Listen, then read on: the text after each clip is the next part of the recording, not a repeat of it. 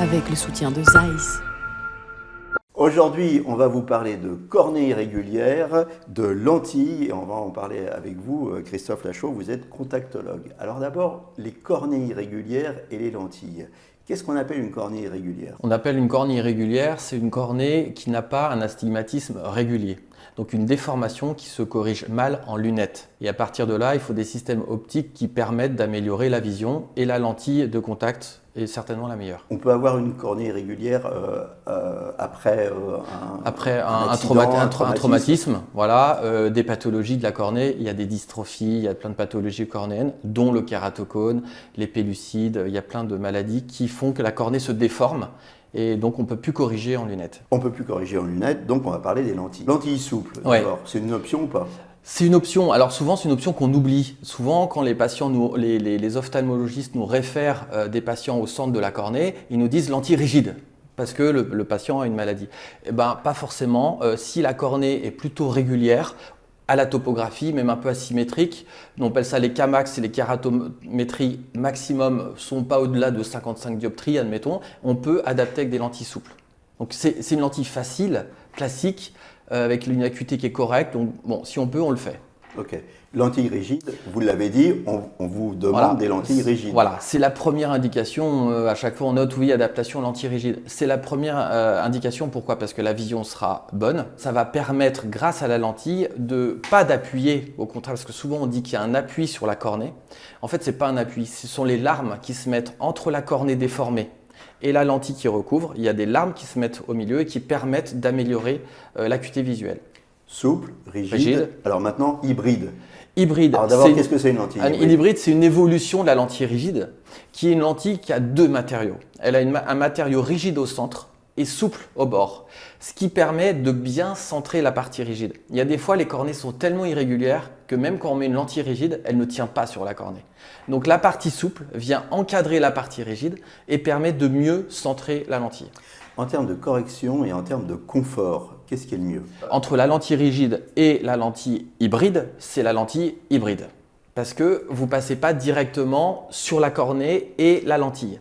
Comme vous avez la partie souple, ça permet à la paupière de passer sur la souple puis la partie rigide, donc c'est quand même plus confortable. Alors il y a une autre sorte de lentille Oui. encore, c'est la sclérale. Oui. On va s'y attarder, mais par rapport aux trois premières sortes, alors quelle est la différence? La différence, c'est le confort par rapport à la lentille rigide.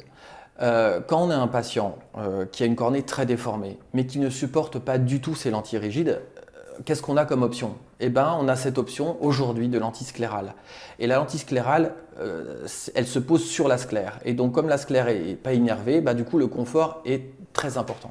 Alors on va voir dans le détail la lentille sclérale, mais d'abord je vois que vous êtes venu avec plein de boîtes. Oui. À quoi ça sert toutes ces boîtes? Alors, toutes ces boîtes, si j'en montre quelques-unes, c'est qu'aujourd'hui, vous ne pouvez pas faire de la contactologie sans boîte. Par exemple, en lentille rigide, je travaille avec plusieurs laboratoires où vous avez toutes les formes, les rayons, les diamètres qu'on peut poser sur le patient, faire des surréfractions, regarder si ça va pas, parce qu'on ne peut pas commander, refaire revenir trop de fois le patient. Donc là, rapidement, trouver la bonne lentille. Donc là, par exemple, c'est une lentille rigide classique.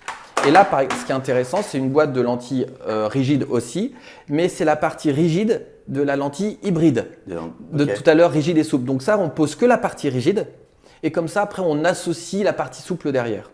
Donc il faut des boîtes, il faut poser sur le patient. Et par exemple, là, j'ai une autre boîte, c'est des lentilles sclérales, où vous avez plusieurs flèches, plusieurs dégagements, et on pose au patient. Et comme ça permet très rapidement, dès la première ordonnance, de sortir une lentille qui est viable. Alors, la sclérale, maintenant, on va rentrer dans le détail de la sclérale. D'abord, la sclérale, dans quelles indications? C'est des cornées donc déformées et que les patients ne supportent pas leur lentille rigide. Par exemple, si vous avez un patient qui a un très bon œil, qui voit bien, et l'autre, pas du tout. Si on lui met une lentille rigide sur l'œil qui ne voit pas du tout, c'est tellement inconfortable qu'il ne va pas trop la mettre. Et comme il a un bon œil, il va se dire « bon, je me galère à mettre une lentille, elle n'est pas confortable alors que de l'autre œil, je vois très bien ». Donc il faut mettre une lentille confortable, mais qui améliore sa vision. Et typiquement, la lentille sclérale, c'est la solution. Alors, c'est la solution, sauf qu'il y a des sclérales et il y a des semi-sclérales. Ah, vous êtes au courant. En fait, c'est juste une histoire de taille. Parce que si on parle d'une lentille sclérale, c'est une lentille qui est assez grande, qui vient vraiment chercher sur le blanc de l'œil.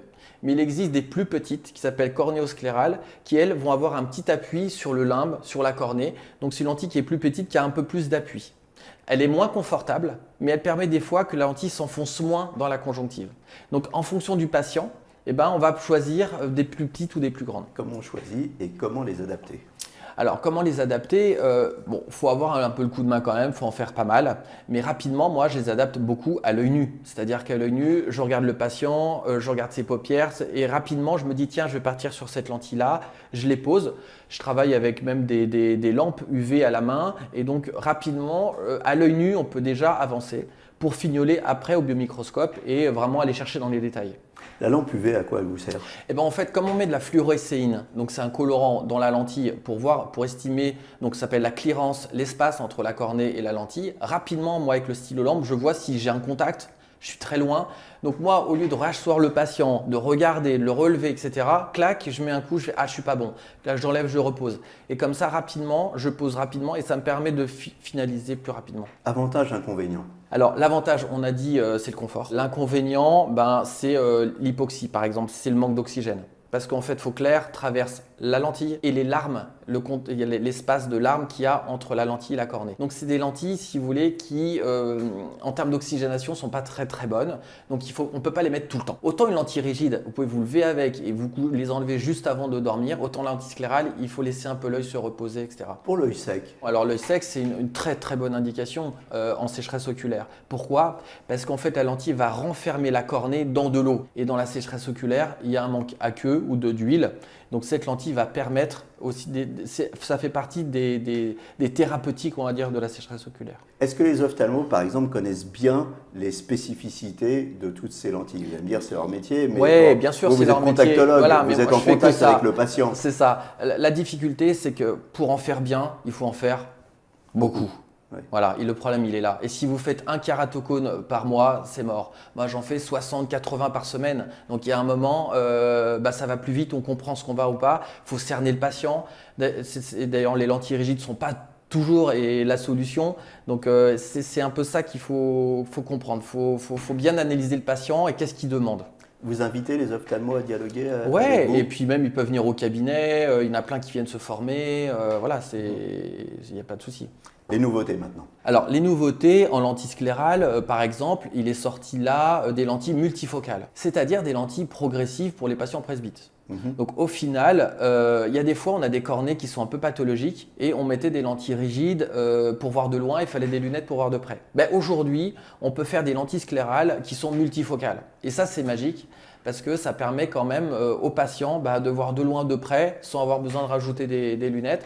Donc, si la cornée n'est pas trop pathologique, vous doutez que si la cornée est vraiment très abîmée et que l'acuité visuelle en lentille n'est pas bonne de loin, ça ne sert à rien de faire une multifocale. Donc, si on a une acuité qui est supérieure à 7-8 dixièmes en lentille ou en lentille sclérale, unifocale, on peut mettre des lentilles progressives. Les lentilles souples, il y a des nouveautés aussi dans ce domaine, c'est les lentilles souples journalières toriques. Et ce qu'il faut savoir, c'est qu'avant, l'astigmatisme… Les lentilles toriques, ça existait. Hein. Toujours. Mais en fait, c'est une histoire d'axe. C'est-à-dire qu'on n'a pas tous les axes disponibles. Et donc, il fallait chercher des lentilles des fois mensuelles sur des axes qu'on n'a pas en journalière. Et plus ça va, plus les laboratoires nous proposent des lentilles journalières qui corrigent quasiment tous les axes d'astigmatisme. Et moi qui fais de l'astigmatisme toute la journée, ça me sauve et je préfère faire une lentille journalière pour les problèmes d'infection qu'une mensuelle, admettons, ou chez les jeunes. Et donc du coup, s'il y a tous les axes, pour moi, c'est quand même plus facile d'adapter. On revient sur la sclérale pour finir, mais du côté patient, on entend souvent dire « c'est compliqué à mettre ». Ouais, c'est compliqué à mettre. L'inconvénient, c'est la manipulation. C'est des lentilles, il faut des ventouses, il ne faut pas qu'il y ait de bulles d'air à la pose, au retrait c'est pareil, et il y a vraiment un gros travail.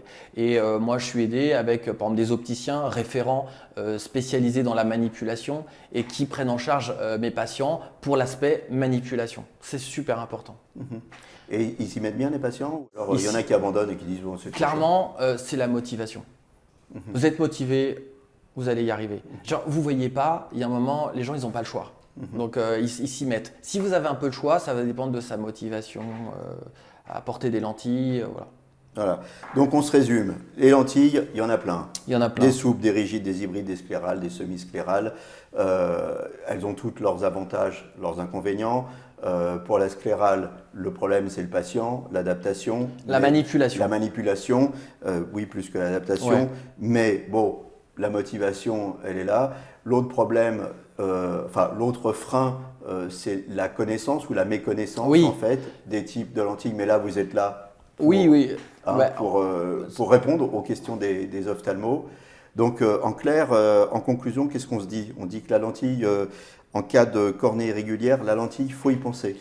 Oui, mais les ophtalmos, ils pensent. Là-dessus, il n'y a pas de problème. Mais après, c'est en effet l'adapter et adapter la bonne. On en a plein, j'ai plein de boîtes, mais laquelle il faut poser. Voilà, c'est là où il faut un peu l'expérience. Et c'est là où il y a un savoir-faire et c'est là où on entre en jeu. Ouais. Eh bien, écoutez, merci de cette mise au point. Mais c'est normal.